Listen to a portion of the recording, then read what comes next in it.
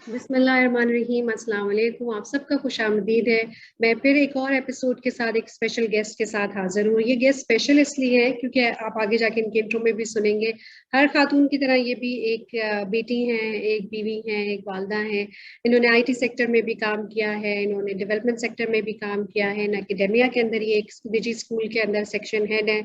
और इनको इनकी डेवलपमेंट सेक्टर में इन्होंने जो काम किया उसके खिदमात के अंजाम में इनको फातिमा जिन्ना मेडल भी 2008 में मिला। और इसके साथ साथ ये स्पेशल या एक यूनिक इनकी खासियत ये है कि ये एक शायरा है, और आज के दौर में पोइटस होना किसी कम महाज से कम नहीं, किसी पहाड़ चढ़ने से कम नहीं है। तो हम इनसे भी बात करेंगे। उनकी 2 किताबें भी छप छप चुकी हैं और हम इनसे इनकी किताबों के बारे में, इनके बारे में बात करेंगे। ये कि आज इनको शायरा होने का कैसे शौक आया।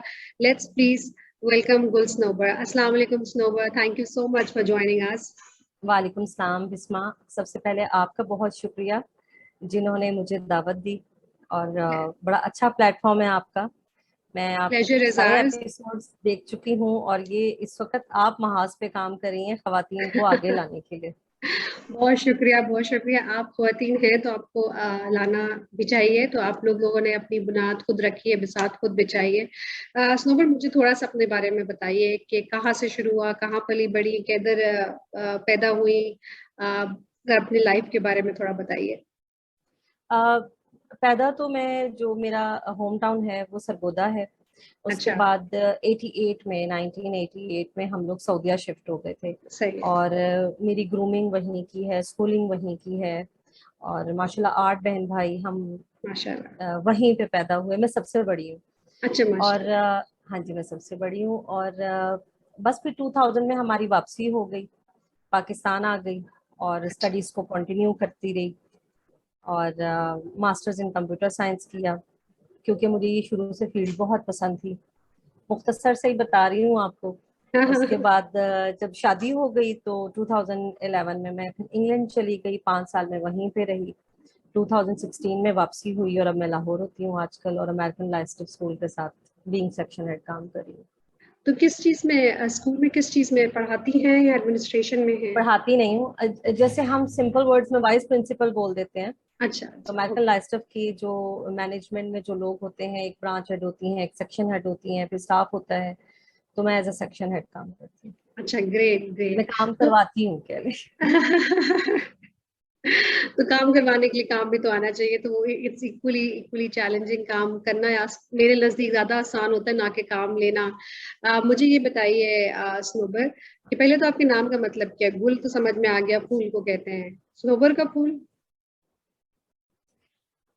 आ, हाँ, नाम तो मेरे ये नानाबू ने रखा था, और अच्छा। मुझे हमेशा से अपना नाम बहुत अच्छा लगता था। यही वजह है कि शादी के बाद मैंने अपना सरनेम चेंज भी नहीं किया था। अच्छा। और जी, गजल मेरा तखल्लुस है। अच्छा, मैट्रिक तक। से मैंने लिखना शुरू किया था। सही। सबसे पहले जो मैंने नज़म लिखी थी वो उस वक्त 98 में यौम तकबीर पे नज़म लिखी थी, क्योंकि पाकिस्तान एटॉमिक पावर बना था। ओ, तो जबरदस्त। स्कूल में कंपटीशन था, और बस मैंने ऐसे ही लिख दिया था, और मैंने थर्ड प्राइज उस वक्त विन किया था। तो गुल जबरदस्त। सनोबर का एज सच मीनिंग तो नहीं, ये मुकम्मल नाम है। अक्सर उर्दू की किताबों में गुल सनोबर की कहानी भी मिलती है, लेकिन वो 2 कैरेक्टर्स होते हैं। तो गुल फूल है, सनोबर दरख्त है, उसकी लकड़ी से इतनी हाँ, खुशबू आती है। और गजल तो गजाल से निकला है, हाँ, हिरन। हाँ। अम, मैं एक दफा क्वेटा गई थी, तो वहां पे उन्होंने बताया कि ये सनोबर का दरख्त है। ये 33 साल में 1 फुट जो है वो बढ़ता है। तो वही वाले सनोबर के दरख्त से नाम का तशबीह है क्या? बस वही मैं कह रही हूँ कि नानाबू ने नाम रखा। अब मैं तो नहीं बढ़ सकती, बस इतनी ही बड़ी हूँ 33 साल नहीं, में आप भी। इंटेलेक्चुअली तो बढ़ सकती है ना। हाँ, वो ग्रोथ तो इंसान की सारी जिंदगी जारी रहती है। सही, वो सही। तो हर मोमेंट के साथ, हर दिन के साथ आप बढ़ते हो। बिल्कुल सही बात है। तो फिर आईटी और फिर शायरी, ये दो तो बहुत ही मुख्तलिफ चीजें हैं। मैंने वैसे आज तक कभी हम्म। देखा नहीं कि आईटी में भी कुछ शायरी करे। आई थिंक वो शायद आप ही कर सकती हैं कि 2 डिफरेंट फील्ड्स को मर्ज करके। लेकिन आईटी और शायरी कैसे हुआ? मैं एक्चुअली जो सऊदीया से पाकिस्तान शिफ्ट हुई थी, वो डॉक्टर बनने के लिए शिफ्ट हुई थी। अच्छा। हाँ सही है। जी। लेकिन यहाँ आकर जब केमिस्ट्री लैब में जाना और जब साइंस को पढ़ना, तो मुझे भी पता चला कि नहीं, मैं कभी डॉक्टर नहीं बन सकती, क्योंकि मैं अच्छा। शायद बहुत ज्यादा किसी को तकलीफ में भी मुझसे नहीं देखा जाता। हीमोफोबिया भी है मुझे थोड़ा सा, मतलब मैं ऐसे ब्लड देखकर घबरा जाती हूँ। अच्छा। तो वहां से फिर मैंने अपनी फील्ड चेंज कर ली और पहले इंजीनियरिंग का सोचा। इंजीनियरिंग में मुझे लगता है कि इतना स्कोप लड़कों के लिए नहीं है, तो लड़कियों के लिए तो बहुत ही मुश्किल था। फिर आईटी एक ऐसी फील्ड है कि आईटी का जो पर्सन है वो जिंदगी में कभी मार नहीं खाता, सही। और नहीं तो उसको डाटा एंट्री की जॉब मिल जाती है। आप सही। घर बैठ के काम कर सकते हो, सॉफ्टवेयर हाउस में काम कर सकते हो, आप सही। टीचर हो सकते हो। तो इस वजह से फिर मैंने फर्स्ट ईयर में अपनी फील्ड को बिल्कुल चेंज कर दिया। और जो शायरी है, जो राइटिंग है, जो लिखना लिखाना है, वो तो मेरे अंदर शुरू से है। अच्छा। वो तो शायद मैं किसी और भी फील्ड में होती तो ये लिखना लिखाना चेंज हो ही नहीं सकता था। सही। तो सही। जैसे एक पेंटर है, वो जो कुछ महसूस करता है वो पेंट करता है, तो इसी तरह जो एक शायर है, वो जो कुछ महसूस होता है वो लिख देता है। सही हो तो गया। ये सही चीजें हो तो मेरे गया। अंदर थी। यानी ये मुझे वो प्रोफेशन के लिए वो फील्ड ठीक है, और ये पर्सनल लाइफ के लिए या अपने एहसासात को कलम बंद करने के लिए हम्म। से बेहतर तरीका ही नहीं है कि आप लिखते चले जाओ। सही। सही। स्नोबर, ये बताइए, फैमिली में कोई पहले शायर गुजरा है आपकी फैमिली में? माशाल्लाह, जो हमारा फैमिली बैकग्राउंड है ना, उसमें सारे ही बहुत पढ़े लिखे थे। मेरे जो अल्लाह ताला जन्नतुल फिरदौस में जगह दे, मेरे ताया अबू को, उन्होंने हाँ। गवर्नमेंट जॉब शुरू की और सारी जिंदगी उन्होंने पढ़ाया। मतलब ही वाज 80 और 90 प्लस जब उनकी डेथ हुई है, और उस वक्त भी वो तालीम ही दे रहे थे और वो लिखते थे। बहुत अच्छे मुकर्रर थे, बहुत अच्छी तकरीरें लिखते थे, शायरी करते थे। मेरे कजन्स हैं, मेरी अम्मी जो हैं वो अफसाने लिखती थी। लेकिन आपको अच्छा। पता है कि उस वक्त ये चीज इतनी सपोर्ट नहीं की जाती थी फैमिली की तरफ से, तो वो डर कर बस उनकी चीजें वो डायरी की हद में ही रह गया सब कुछ। तो जब मैंने लिखना शुरू किया तो मेरी अम्मी ने मुझे बहुत सपोर्ट किया। मेरे फादर बैठ के बाकायदा सुनते थे, तो दोनों नहीं है। वो जब मैं सुनाती थी तो वो मुझसे सुनते थे, हाँ हमें बताओ कि तुमने क्या लिखा। और मेरे अब्बू की अक्सर आंखें नम हो जाती थी कि ये कैसे लिखती है। तो आर्ट आर्ट तो हम सबके अंदर ही मौजूद है। हम्म। सभी कुछ ना कुछ लिखने वाले, पढ़ने वाले, सभी बहन भाई है मेरे, कजन्स भी अब्बू हैं। की फेवरेट क्या नज्म थी जो अब्बू को सबसे ज्यादा पसंद थी? अब्बू की मेरी गजलें थी, जो अबू को एक इस तरह तो मुझे जुबानी याद नहीं है, मैं आपको देख के ही बताऊंगी। जमाने गुजर गए। जब अबू 2006 की बात है, 7 की बात है, जब अबू बैठते सही। थे और मुझसे सुनते थे। उसमें अक्सर अगर एक आई थिंक एक मेरा मिसरा था, किसी रोते बच्चे को हंसा कर तो देखो। अच्छा। तो वो ये चीज अबू को बहुत क्लिक करती थी कि ये अच्छा। इसने क्यों लिखा है, इसका बैकग्राउंड क्या हो सकता है। फिर वो मुझसे बहुत इन डिटेल नहीं जाते थे। तो ये है कि मेरे पेरेंट्स की सपोर्ट हमेशा मेरे साथ रही है। अच्छा। सही। सही हो गया। अच्छा स्नोबर, फिर ये बताइए कि हस्बैंड का कितना सपोर्ट रहा, बच्चों का कितना सपोर्ट रहा? हालांकि बच्चे भी आपके छोटे हैं मेरे ख्याल में, लेकिन। हस्बैंड मेरे जब मेरी शादी हुई, उस अच्छा मैंने ना शादी से पहले सारे काम कर लिए थे। मैंने कहा पता नहीं बाद में कैसे लोग मिलते हैं, करने देते हैं नहीं करने देते। इवन मैं रेडियो गई, मैंने 2 सही किताबें बात है। भी छपवा दी। हाँ जी। और मैंने इवन एक मेरी प्रैक्टिकल साइंस की जो कंप्यूटर साइंस की बुक थी, वो सुपीरियर साइंस कॉलेज में 4-5 साल पढ़ाई जाती रही है प्रैक्टिकल बुक के तौर पे। मतलब मैंने सारे काम पहले ही कर लिए। लेकिन मेरा जो ससुराल है बहुत सपोर्टिंग है माशाल्लाह। मतलब मेरे ससुर ने कहा बेटा, जो जिंदगी में तुमने करना है करो, तुम्हें कोई मना नहीं है। और इसी तरह मेरे हस्बैंड भी। ये है कि मैंने शादी के बाद ब्रेक बहुत लिया है, अच्छा। 4-5 साल का ब्रेक जॉब्स की तरफ से। और लिखना तो मैं लिखती तो रही हूँ, अभी भी लिख ही रही हूँ।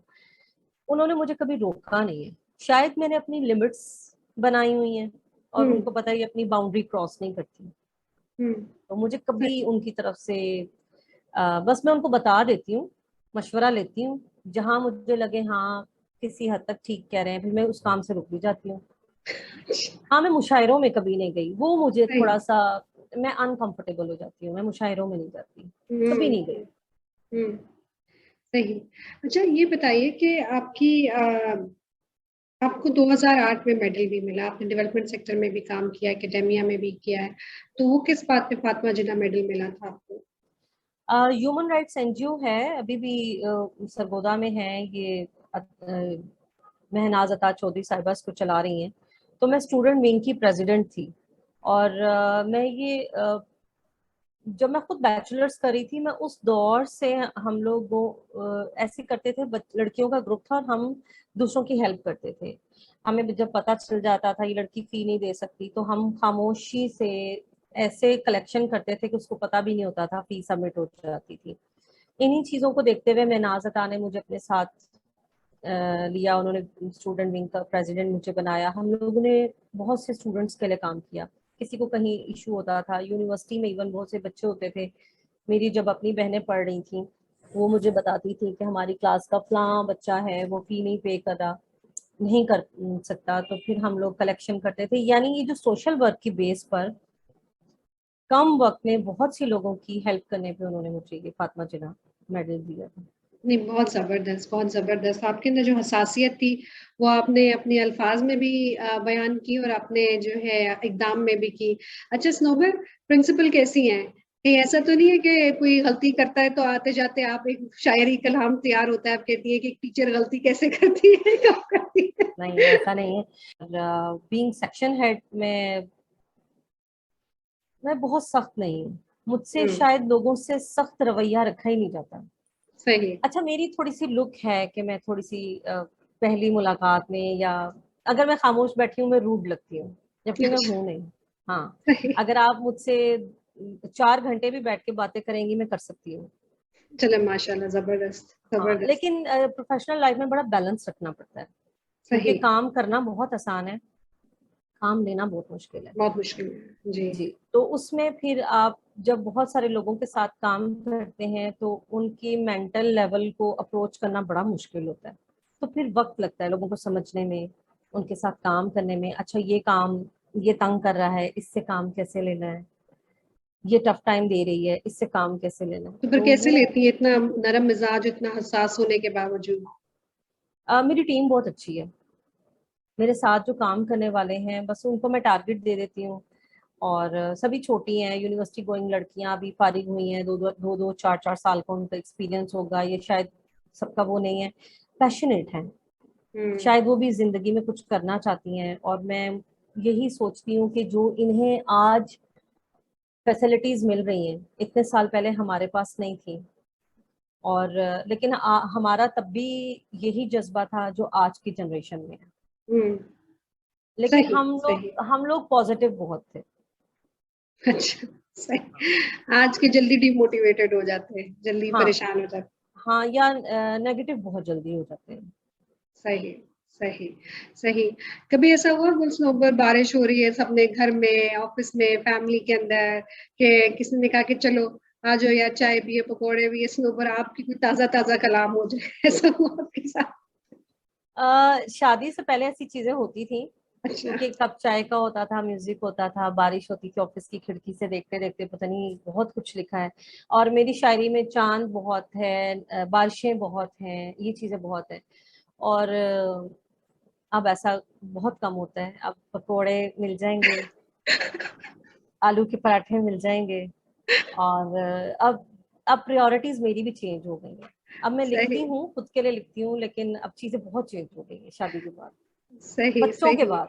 बच्चों के बाद, बच्चों के हाँ, बाद। तो आपके आपने आपने कोई ताजा कोई चीज लिखी, कोई कलाम लिखा, कोई शेर लिखा, कोई अशार लिखे? हाँ, एक इंडिया में बहुत ज्यादा ये पसंद भी की गई। इंडिया में ये उन्होंने वहां से मुझे एक तरह मिसरा दिया था, दस्तक दिए बगैर मेरे घर में आ गया। तो इसके ऊपर एक तकरीबन पूरी दुनिया से 3 4 हजार शायर और शोरा इन सब ने कलाम अपना भेजा था, और माशाल्लाह 3 4 हजार लोगों की किताब के अंदर ये मेरा कलाम छपा था। वो मैं आपको जरूर सुनाना चाहूंगी। जरूर। रिश्ता अजीब सा था मेरे दिल से दर्द का, दस्तक दिए बगैर मेरे घर में आ गया। उतरा हो जैसे आग का सूरज वजूद में, वो याद बन के यूं दिल मुस्तर में आ गया। कमतर समझ रहे हैं वो मेरी उड़ान को, कमतर समझ रहे हैं ये वो है वो मेरी मेरी उड़ान उड़ान को, को। एक नक्स क्या जरा मेरे पर में आ गया, हम्म। कुछ फिक्र की लकीरें भी चेहरे पे बढ़ गईं, अच्छा। कुछ फिक्र की ये लकीर लकीरें भी मेरे चेहरे पर चेहरे बढ़ पे पड़ गईं, गई। बेटे का कद जो मेरे बराबर में आ गया। अच्छा, जबरदस्त। जबरदस्त, बहुत जबरदस्त। ये क्यों लिखा आपने? क्या नुक्स लोगों ने देख लिया आपके उसके अंदर, क्या कमतर अच्छा, महसूस किया? आप ना जो मेरा पॉइंट ऑफ व्यू है, हम लर्निंग फेज में हमेशा रहते हैं, हम कभी सही। भी 100% नहीं हो सकते। सही। जहां आप समझते हो कि यस आई एम 100% और मैं तो बहुत एक्सपर्ट हूँ अपने प्रोफेशन में, वहां से आपका जवाल स्टार्ट हो जाता है। हम्म। तो मैं जाती तौर पे ये समझती हूँ कि आप जब काम कर रहे होते हैं तो आपके साथ वाले समटाइम आपको अंडर एस्टिमेट जरूर कर देते हैं, या समटाइम ऐसा होता है कि यंग जनरेशन वो बहुत फास्ट हो चुकी है। अच्छा, वैसे मैं भी इतनी बूढ़ी तो नहीं हूँ, लेकिन फिर भी जो यंग जनरेशन में 23-24 साल की जो या आई लोग कैन होंगे, अंडरस्टैंड, अंडरस्टैंड, वो आपको बूढ़ा जरूर फील हाँ कराते हैं। हाँ, वो बूढ़ा फील या उनके और हमारे पॉइंट ऑफ व्यूज में बहुत फर्क आ चुका है। वो और तरह से सोचते हैं, हम और तरह से सोचते हैं, हम बहुत प्रैक्टिकल होकर सोचते हैं चीज़ों को। और मतलब बहुत सी चीज़ें ऐसी हैं कि लोग आपको अंडर एस्टिमेट करते हैं, लेग पुलिंग बहुत ज़्यादा हो जाती है। ये चीज़ें खैर होती तो हर प्रोफेशन में ही है, कोई प्रोफेशन सही। ऐसा नहीं है जी जहाँ बिल्कुल। आपको डिग्रेड ना किया जाए। तो लेकिन वहीं कहीं ना कहीं कुछ साथी ऐसे होते हैं जो आपको मोटिवेट करते हैं, इनकरेज करते हैं। और मैं थोड़ी सी ढीठ भी हूँ, क्या मतलब हूँ? मैं जितनी दफा ढीठ हूँ, मैं अच्छा। जितनी दफा गिरती हूँ मैं उतने ही जज्बे से उठती हूँ हर बार। जबरदस्त। जबरदस्त। मुझे ये बताएं स्नोबर, आपने क्योंकि अब जैसे आपने खुद ही बात की कि लोग अंडर एस्टिमेट भी करते हैं, तो कभी आपने ऐसे तासुर देखे कि भाई एक तो ये खातून के ऊपर से शायरा है, तो ये अपने आइडियलिज्म में अपने उसमें रहती हैं और ये क्या काम क्या करेंगी, यहाँ पे कोई मिस्टेक हुई जो एक जेन्युइन मिस्टेक होती है, ऑनेस्ट मिस्टेक होती है, उसको ये जानबूझ के आपकी आपकी हॉबी से रिलेट किया गया हो कि हाँ ये तो शायरा है, पोइटिस हैं, तो इनसे तो मतलब आप तो एक्सपेक्ट कर ही सकते हैं, इस तरह की कोई कभी आपने बात सुनी हो? नहीं।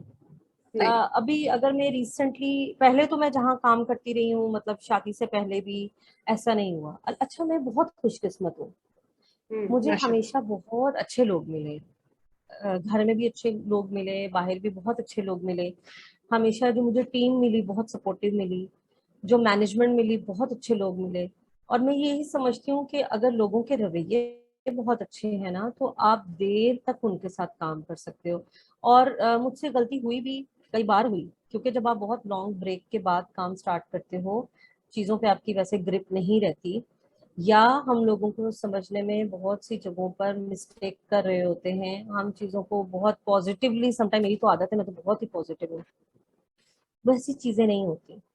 तो उसमें लेकिन कभी मुझे ऐसा नहीं हुआ कि लोगों ने मेरी गलती को मेरे इन चीज़ों के साथ रिलेट किया, बल्कि मुझे बहुत पॉजिटिवली समझाया ही जाता है, ऐसे नहीं ऐसे कर लें। सही। सही। हाँ। आपने इसके ऊपर जिक्र किया लेग पुलिंग का, कि आपने कहा बहुत जगह लेग पुलिंग होती है। तो ये आपके जहन में एक अच्छा काम करने की जगह किसको कहते हैं, एक रिस्पेक्टेबल काम करने की जगह आपके नजदीक क्या है? अच्छा, काम करने की जगह तो सभी अच्छी होती हैं, लोग अच्छे होने चाहिए, हम्म। लोगों का बिहेवियर इतना पॉजिटिव होना चाहिए, उनकी तरबियत बहुत अच्छी होनी चाहिए कि वो कोई किसी सेक्टर में अगर खातून आपके साथ काम कर रही है तो वो बहुत कंफर्टेबल हो, हम्म। बच्चियां काम कर रही हैं वो बहुत कंफर्टेबल हो। इवन मेरे नज़दीक में ये समझती हूँ कि रिस्पेक्ट बहुत ज़रूरी है, हर शख्स की राय को, ज़ाती राय अहमियत को देना। अहमियत देना। दूसरी चीज़ कि आप ये समझें कि हरासमेंट ना हो, कि किसी भी लिहाज से, कि अगर मैं अगर अपनी बात करूं, मैं तो कभी ऐसी जगह काम कर ही नहीं सकती जहां ये चीज़ें। तो मेरे ख्याल में किसी भी जगह की अहमियत वहाँ की जो मैनेजमेंट है, जो वहाँ के लोग हैं, उसको बहुत अहम बनाते हैं। और वही बात कि अल्हम्दुलिल्लाह आई एम वेरी लकी कि मैं अभी भी जिन लोगों के साथ काम कर रही हूँ, उनके तरबियत बहुत अच्छी हुई हुई है। उन्होंने इतना अच्छा माहौल दिया हुआ है यंग जनरेशन लड़कियों को, हमें, कि हम लोग कभी भी अपने आप को ऐसा महसूस नहीं करते, अनकंफर्टेबल फील नहीं करते। तो सही। मेरे ख्याल से ऐसी जगह बेहतरीन होती है जहाँ रिस्पेक्ट हो, जहाँ आप कंफर्टेबल हो, अकेले बैठ के भी कंफर्टेबल हो। सही, सही। आपने एक बात की हरासा कि हरासमेंट जहाँ ना हो। आपने जिन इदारों में काम किया स्पेशली डेवलपमेंट सेक्टर में, आप मुझे बताइए वहाँ पे हरासमेंट को लेके कोई प्रोसीजर्स, कोई निज़ाम बना हुआ है कि किस तरह से जो है अगर कोई प्रॉब्लम हो जाए तो उसको हम हैंडल करेंगे और किस तरह से इसकी रोकथाम की जा सकती है? हमारी सोसाइटी मेल डोमिनेंट सोसाइटी है। हुँ, अगर कोई इस तरह की चीजें हो भी, अच्छा दो चीजें होती हैं, समटाइम होता है कि खवातीन अपना ना बेचारापन भी सामने ले आती हैं, हुँ, और दूसरी तरफ मेल डोमिनेंट सोसाइटी होने की वजह से खवातीन को आगे आने भी नहीं देते। अगर वो अपनी बात करना भी चाह रही हैं इस मौजू हुँ, पे, तो उसको दबा दिया जाता है, घर से ही दबा दिया जाता है। हुँ, अगर सड़क पे जाती हुई किसी बच्ची के साथ कोई मसला हुआ है, कोई आवाज देकर चला गया, उसने घर आकर मदर को बता दिया, वही दबा देंगी। अच्छा जिक्र हुँ, मत करना, आइंदा वहां से ना जाना, भाई के साथ जाना। मतलब आप अपने बच्चे को इतना कॉन्फिडेंस ही नहीं देते कि आने वाले हुँ, हालात में वो इस सिचुएशन को खुद कंट्रोल कर ले। सही। तो मैंने तो नहीं देखा ऐसा कि ऐसी चीजें हो रही हूँ। तो हुँ, कॉन्फिडेंस दिया जाए बच्चियों को, या अलग से उनकी काउंसलिंग की जाए। सही, सही, इवन लड़कों लड़कों के साथ भी बहुत से मसाइल होते हैं, नहीं समझाया सही। जाता, किसी लेवल पे नहीं बात की जाती इन टॉपिक्स पे। हम शाय फील करते हैं, बच्चा बहुत हुँ। छोटा है, अभी नहीं बात करनी। सही, नहीं है। सही, सही। अच्छा सनोबर, आप मुझे एक बताइए कि आजकल शायर होना एक जो है एक बड़ी नापैद सी बात हो गई है। हैं भी तो शौकिया हैं और लोग अक्सर ये कहते हैं कि भई शायरी से तो पेट तो नहीं भरता और अमूमन लोगों को जो शायर होते हैं वो अपने शौक के लिए करते हैं, वाक़ई अपना ब्रेड एंड बटर उनका ये नहीं होता। तो हम्म। आपको क्यों लगता है हमारी सोसाइटी में ये एक अब एक प्रोफेशन नहीं रहा या एक शौक जो है बस एक ज़ौक पे ऊपर शुरू ज़ौक के लिए रह गया है। तो आप ज़रा उस पे बताइए प्लीज़।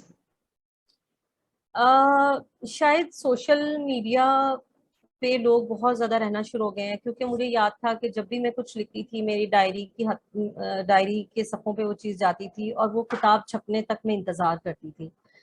अब लोग जो लिखते हैं वो सोशल मीडिया पे डाल देते हैं विद अ ब्यूटीफुल इमेज, उनकी ड्यूटी पूरी हो गई। लोग किताबें इसलिए नहीं छपवाते क्योंकि किताबें खरीदने वाले लोग बहुत कम हो गए हैं। इवन नॉवेल्स लोग पीडीएफ फॉर्म में पढ़ लेते हैं। हुँ, और लोग कहीं ना कहीं, शायद भाग दौड़ इतनी ज्यादा हो गई है, इतनी नफसा नफसी है, इंसान रोजी रोटी के पीछे इतना भाग रहा है कि वो अपने फीलिंग्स को लिख भी नहीं पा रहा, या इन चीजों को लिखना एक फजूल काम समझता है। या फिर आप ये भी कह सकती हैं कि अफसोस के जो हमारे हाथ में फोन आ गया है, एवरी टाइम, मतलब हम अपना जो क्वालिटी टाइम है वो हम स्पेंड कर रहे होते हैं, टिकटॉक्स देख के कर रहे होते हैं, कि बस वक्त गुजारना है, कोई अच्छी मूवी लगा लेते हैं, हम अपने बारे में सोचना ही नहीं चाहते, हम अपने बारे में लिखना ही नहीं चाहते। उसकी क्या और वजह जब है? शायद इससे लोगों का घर नहीं चल सकता। हम प्रेफर वो काम करते हैं जिसमें हमें कोई अर्निंग हो, कोई इनकम हो। अब लोग टिकटॉक पे क्यों हैं? उन्हें पता है कि हमारे जितने व्यूअर्स ज्यादा होंगे, एंड ऑफ द डे हमारी इनकम स्टार्ट हो जाएगी।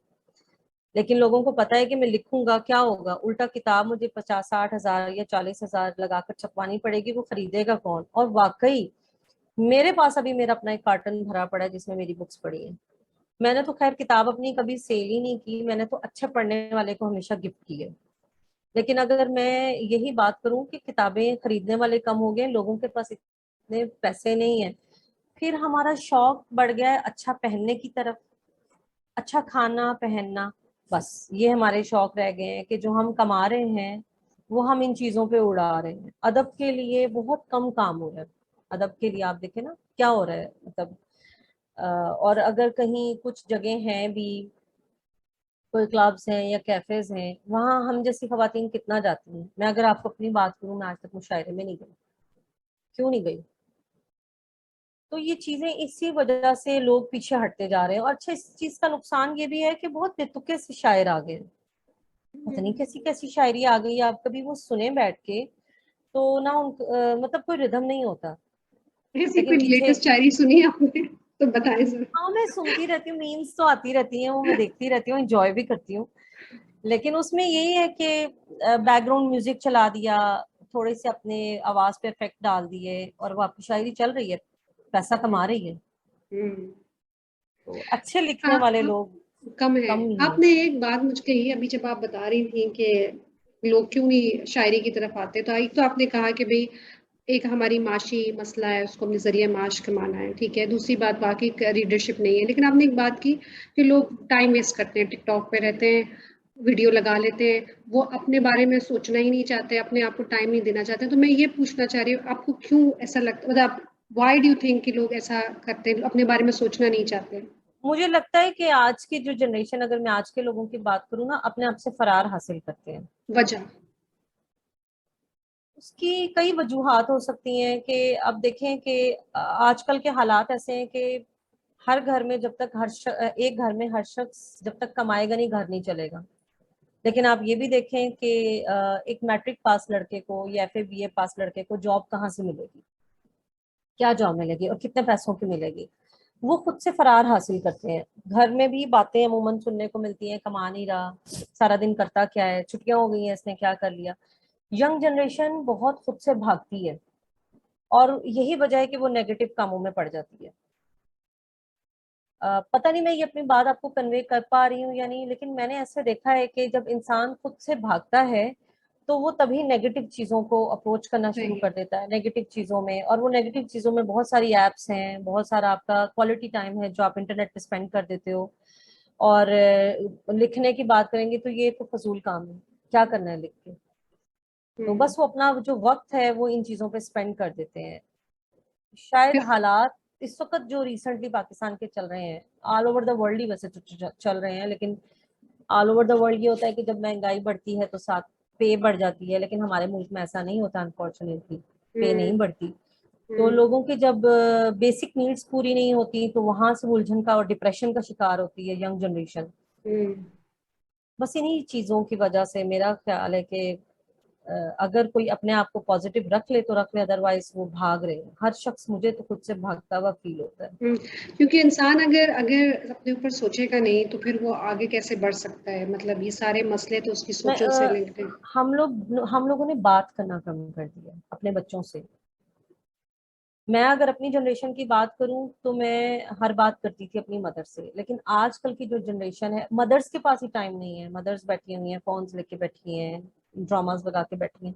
अब अपने बच्चों पे गौर ही नहीं करते कि हमारा बच्चा किस तरफ जा रहा है। इवन मेरे पास बहुत सी स्कूल में जब मदर्स आती हैं तो वो मुझे कह रही होती है, आप इसे कहीं फोन मत यूज करें, आप इसे कहीं टीवी कम देखें। अब ये चीजें ऐसी हैं कि फिर आप बच्चे के लिए और क्या प्लान कर रहे हो? आप क्या बच्चे से बात कर रहे हो? आप बच्चे की ग्रूमिंग में किस हद तक क्या पार्टिसिपेट कर रहे हो? इस वजह से जब हम अपने बच्चों से बात करना छोड़ देते हैं तो बच्चे अपने बारे में सोचना छोड़ देते हैं, फिर उन्हें जो रास्ता नजर आता है। उसकी एक चीज और भी है कि पहले जॉइंट फैमिली सिस्टम था, दादा दादी बहुत, अब ये जो हम बहुत ज्यादा मोटिवेशनल स्पीकर्स को पैसे देके उनकी बातें सुनकर उनपे वाव करते हैं, ये चीजें हमारे ग्रैंड पेरेंट्स ने भी हमें यही बातें बताई हैं, बस हम उनको अंडर एस्टिमेट कर देते हैं, या ये पुराने लोग हैं, इनकी बात सुन के क्या हम्म। करना। आज की जनरेशन उनको सीरियस नहीं लेती। हम्म। और जब सही। बच्चों को सही नसीहत नहीं मिलेगी तो वो गलत रास्ते पे तो जाएंगे। सही। सही। सुबर, ये जो शायरी की बात है, अम, हम ये समझते हैं कि एक तो इंसान के अंदर की एक तख्लीक होती है, उसके अंदर का आर्ट होता है, एक हसास होता है। लेकिन क्या ऐसे कोई ऐसा, आप मुझे बताइए, being being development sector practitioner also, academician also, कि क्या हम ये सिखा सकते हैं किसी को कि अपने अल्फाजों को किस तरह से, अपने अपने जज्बात को किस तरह अल्फाज देने, तो सिखाया जा सकता है? हाँ बिल्कुल, हर चीज सिखाई जा सकती है। आप ये देखें कि कोई भी इंसान, कुछ सलाहियतें होती हैं जो खुदादाद होती हैं, और कुछ होती हैं कि इंसान के अंदर टैलेंट मौजूद होता है, उनको निखारना पड़ता है। अब जैसे मैं पेंटिंग की मिसाल लेती हूँ, क्योंकि मुझे लगता है पेंटिंग और शायरी का बड़ा आपस में गहरा ताल्लुक है। पेंट, एक बच्चा है वो बचपन से पेंटिंग करता रहा, आप उस पर थोड़ा सा वर्किंग करो तो आने वाले दौर में वो बहुत अच्छा पेंटर होगा। इसी तरह जब हम स्कूल लेवल पर या कॉलेज लेवल पर हम क्रिएटिविटी को अप्रोच बहुत कम करते हैं, हमारे यहाँ रट्टा सिस्टम बहुत ज्यादा है। अगर आप बच्चों को जो उन्वान दे रहे हो, जो मौजू दे रहे हो लिखने को, अगर बच्चे को आप थोड़ा सा सपोर्ट कर रहे हो, बेटा these are the main points और आपको इन पे लिखना है, तो बच्चा खुद ब खुद क्रिएटिविटी की तरफ आता है। जब उसके लफ्जों में निखार पैदा होता है, फिर आप बच्चे को आदत डालें, ओके मैं आपकी डायरी चेक करूंगी या मैं आपका काम चेक करूंगी एंड ऑफ द वीक। आप बताएं आपने पूरे वीक में क्या किया, आपने ईद कैसे गुजारी, आपने समर वेकेशंस कैसे गुजारी। यहाँ से जब बच्चे को अपने ऊपर अपने बारे में सोचने का वक्त मिलता है ना, हाँ मैं समर वेकेशंस में अपने बैक होम गया, मैंने ये किया, वो अपने बारे में सोचता चला जाता है, फिर वो अपनी पसंद नापसंद के बारे में लिखता है। यहाँ से इंसान को पता चलता है मैंने लिखना कैसे है। और फिर जब मुताला बहुत जरूरी है, बुक रीडिंग, अगर वो स्कूल लेवल पे है। अब अगर मैं अपनी बात करूँ तो मैंने जो पहली नज़म स्कूल लेवल पे लिखी थी, क्योंकि मैं शुरू से जब भी मैं नई क्लास में जाती थी, उर्दू की बुक्स आती थी, मैं और जब नसाब के साथ सिलेबस के साथ बुक्स आती, मैं सबसे पहले उर्दू की किताब उठा के सारी खत्म कर देती थी। तो यहीं से एक्स्ट्रा बुक्स हमने लानी छोड़ दी हैं घरों में। हमने बच्चों को बस फोन्स और ये चीजें दे दी हैं। अगर हम बच्चों को बुक रीडिंग्स की आदत डालें, अच्छी उनको रिसाले लगा कर दें, अच्छे उनको कहानियां जो घरों में आती हैं हार्ड फॉर्म में, बच्चे उसको पढ़ें, तो इस तरह बच्चों को पता चलता है लिखना कैसे, और निखार खुद ब खुद आता है। यानी गाइडेंस तो चाहिए। जाहिर है, जाहिर है। हमें इस लेवल पे अगर हमने रिदम में लिखनी है, कोई गजल कोई बहर में लिखनी है, तो जब तक हमारे पास उस्ताद मौजूद नहीं है तो हम वो बहर से बाहर लिख देंगे। सही, गाइडेंस तो चाहिए। सही, सही। आपके ख्याल में कोई ऐसे प्लेटफॉर्म्स मौजूद हैं जो लड़कियां या लड़के भी अगर शायरी की तरफ आते हैं तो उनको वो गाइडेंस मिलती है, या बहुत कम है? कम है। कम है। शायद फेसबुक पे आप लोगों को बहुत ज्यादा लोग मिल जाएंगे, अच्छे शायर मिल जाएंगे जो फिर आपकी हेल्प भी कर देंगे इन चीजों पे। लेकिन ऐसे सिखाने के लिए मुझे, अगर मैं बात करूं कि हाँ मुझे बहर सीखनी है, हाँ मुझे वजन में कहना सीखना है, ये चीजें मेरे ख्याल से होनी चाहिए। हम्म, इसको एजुकेशन में ही एक अहम हिस्सा डाल देना चाहिए। जैसे हमारे पास चॉइस होती है ना इलेक्टिव सब्जेक्ट्स की, आई थिंक अगर इस तरह कर दिया जाए कि इन फ्यूचर किसी ने कोई लिखने लिखाने वाली साइड पर आना है तो उसको रूल्स एंड रेगुलेशंस पता हो कि मैंने सही, इन इन चीजों को इस पैटर्न पे लिखूंगा तो मैं आने वाले वक्त में एक अच्छी नज़म लिख सकता हूँ। ऐसी है, सच नहीं है। बस ऐसा ही सही। है कि अगर आपको आती है तो मैं आपसे हेल्प ले लूंगी। अच्छा, सही, हाँ, सही, इस लेवल की है। सही। आपकी नज़र में एम्पावरमेंट किसे कहते हैं? एम्पावरमेंट किसकी? जनरल एम्पावरमेंट आप क्या समझती हैं?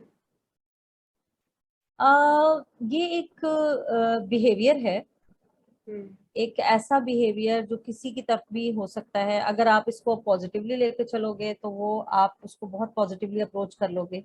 अगर वुमेन एम्पावरमेंट की बात करें तो एक औरत मेरे नज़दीक बहुत ही आइडियल हो जाती है उस वक्त वो जब चीज़ों में बैलेंस रखने लगती है, अपनी बाउंड्री में रहकर काम करती है, इंडिपेंडेंट होती है, और शिकायत के मौके कम देती है अपने हस्बैंड को, अपने बच्चों को, अपनी फैमिली को। वैसे तो शिकायतें कभी खत्म नहीं होती लोगों की, आप हर एक वक्त में सारे लोगों को खुश नहीं रख सकते। तो एम्पावरमेंट मेरे नजदीक यही है कि टू बैलेंस योर लाइफ। सही, बहुत खूबसूरत। क्या मैसेज देना चाहेंगी जो आपको लोग सुन रहे हैं, लड़कियाँ जो सुन रही हैं, ख़वातीन जो सुन रही हैं? आप में बहुत स्पार्क है, और आपके पास फैसिलिटीज बहुत ज्यादा हैं, अपॉर्चुनिटीज बहुत ज्यादा हैं। अगर आप अपनी इन इसी स्पार्क को, अपॉर्चुनिटीज को पॉजिटिवली लेकर चलेंगे तो इंशाल्लाह आने वाले वक्त में आप लोग हमसे ज्यादा कामयाब लोग होंगे। और अपने आप को नेगेटिविटी में मत पड़ने दें, क्योंकि पॉजिटिव रास्ता बहुत मुश्किल है और नेगेटिव बहुत आसान है। हम नेगेटिविटी को ऑब्जॉर्व बहुत ज्यादा और बहुत जल्द करते हैं। तो मैं, सही, अगर आप कॉन्फिडेंट हो, आपका विजन क्लियर है, आपका फोकस क्लियर है, आप कॉन्फिडेंट हो, आपने अपनी लिमिट्स बनाई हुई हैं और उन लिमिट्स में रहकर आप वो सब कर सकते हो जो आप करना चाहते हो, आप किसी तौर पर भी पीछे नहीं है। सही। सो अगर हमारे प्लेटफ़ॉर्म से आपको कोई बच्चा या बच्ची अप्रोच करे for guidance, will you be available? Yes I am. Facebook पे तो मेरा इनबॉक्स जो है वो एवरी टाइम अवेलेबल ही है। ये सही, है कि हाँ, लेकिन यह है कि मैं उसको चेक बहुत कम करती हूँ, लेकिन जब मुझे पता चलेगा कि हाँ कुछ ऐसा है तो फिर मैं रेगुलरली चेक भी कर लूंगी। सही सही सही। ज़ुबर, आपका बहुत बहुत शुक्रिया, बहुत मज़ा आया। लेकिन जाते जाते कोई ख़वातीन के लिए आपने कोई पोयम लिखी हो, कोई बच्चियों के लिए, बेटियों के लिए कोई नज़म लिखी हो, जो आप उसके कुछ अशार सुना दें हमें? नहीं, मैंने हमेशा महबूब के लिए लिखा है। चलो महबूब के लिए सुना दें, कोई मसला नहीं जाते जाते। चले, मैं अपनी आपको एक बहुत फेवरेट गजल जो मेरी मोहब्बत ढूंढ ली है मैंने उस किताब में ही थी, वो मैं आपको सुनाती हूँ, और उसका एक शेर भी मुझे बहुत पसंद है। आ, कुछ कहो तुम खामशी सी है बहुत, शहर भर में तेरगी सी है बहुत, पी चुकी हूँ मैं समंदर को मगर, रूहो जामे तिश्नगी सी है बहुत। सही। हो सके तो तुम भी चलना देख कर, अच्छा, हो सके तो तो तुम भी तुम भी चलना चलना देख ज़रा कर, देख कर। चार जानब कजरवी सी है बहुत, अच्छा, सही। तेरी यादों और बातों के तुफैल, शहरे जाम में रोशनी सी है बहुत। ज़बरदस्त। चांद उतरा है जमी के हाथ पर, सही, रत जगहों में चांदनी सी है बहुत। सही। और ये मेरा बहुत फेवरेट शेर है, जिंदगी में हादसों के बावजूद, ज़िंदगी में जिंदगी हादसों के बावजूद। जिंदगी में जिंदगी सी है बहुत। ज़बरदस्त। तूने दिल से मैंने लिखी है गजल, इसीलिए तो ताजगी सी है बहुत। ज़बरदस्त, बहुत खूब, बहुत मज़ा आया। वाक़ई जो आपका आखिरी शेर है वो बहुत ही खूबसूरत है। बहुत सुन के मज़ा आया। Thank you so much Snobar. आपने लिखना शायद छोड़ दिया है, लेकिन आई वुड से कि प्लीज़ नहीं, मैं 1-1 2-2। प्रोज राइटिंग करती हूँ। अब मेरा ध्यान जो है वो बहुत ज्यादा नसर की तरफ चला गया है, और मुख्तलिफ रसाइल में अब वो कॉलम्स की सूरत में जाता है। टाइम अच्छा, बहुत कम मिलता है, और फिर एक ये चीज है कि जिनको आप भेज रहे होते हो उनकी पूरी कोशिश ये होती है कि मैं उनको उर्दू में लिख के भेजूँ ना, तो मैं बहुत बुरी हूँ उर्दू टाइप करने में। लाइक मैं इंग्लिश में टाइप कर दूंगी और वो रोमन सही। उर्दू लिख लूंगी, लेकिन वो जो अलिफ वाव रे ढूंढ ढूंढ के लिखना है ना, और वो मुझे बहुत मुश्किल लगता है, जिसकी वजह से मेरी बहुत सी तहरीरें सिर्फ डायरी में रह गई और मैं पहुंचा नहीं पाती। और मैं अक्सर सोच रही होती हूँ किसी अच्छे कंपोजर को दूँ, उसे को मुझे कंपोज कर दे और मैं ये सिलसिला जारी रखूँ। प्रोज राइटिंग अब ज्यादा करती हूँ मैं, अच्छा, किन लिखती हूँ टॉपिक्स पे कर रही हैं प्रोज़ राइटिंग? जनरल। अच्छा, जनरल। सही। हाँ, जनरल मतलब जो हालात हाजरा हैं, जो या कोई भी किसी जैसे पैशन ही आप मुझे कहेंगी, मैं पैशन पे लिख दूंगी आपको बहुत बड़ा, या आप मुझे जुनून पे कहेंगी, हुँ। ख्वाहिशों पे कहेंगी, यादों पे कहेंगी। यादें वैसे मेरा बहुत फेवरेट टॉपिक है, बहुत फेवरेट। यादों पे मैं बहुत लिखती हूँ, और यानी इस तरह की मैं प्रोज राइटिंग करती हूँ। सही। इस नंबर फिर भी आप नज़म को भी लिखना ना छोड़ें, एक-एक शेर ज़रूर लिखें अपनी डायरी के अंदर, और अल्लाह फिर आपको ज़रूर टाइम दे देगा। अगर एक चीज़ आपके अंदर है तो उसको क्यों छोड़ती हैं। आपका बहुत शुक्रिया वक़्त देने का, बहुत मज़ा आया आपसे बात करने का। आप शायरा होने के साथ-साथ बिल्कुल अपने माशरे के साथ अपनी जो फीलिंग्स हैं उनसे रिलेट करती हैं, ऑनेस्ट हैं, और ये चीज़ बहुत अच्छी है। बहुत शुक्रिया स्नोबर आपका। थैंक यू सो मच, आपका भी बहुत शुक्रिया, मुझे बहुत अच्छा लगा आपसे बात करके। प्लेज़र इज़ माइन, मुझे भी। Thank you very much for watching the video. For more such videos, stay connected with us on our social media pages. Like, share, and subscribe to Red Indian Eye.